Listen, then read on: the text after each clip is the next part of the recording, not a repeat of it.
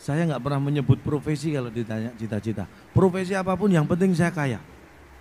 Makanya cita-cita apa? Pengen kaya. Seperti orang terkaya di Indonesia saat ini. Kaya nggak pernah sombong, nggak pernah pamer. Anda semua tahu orang terkaya di Indonesia? Cak Lontong. Cak Lontong. Nyek. Orang terkaya di Indonesia ini bukan seperti yang ada di media, di berita itu semua hoax semua. Hoax semua itu. Orang terkaya di Indonesia itu namanya sederhana, Kamidi. Bukan Mukidi loh ya, Kamidi. Bener.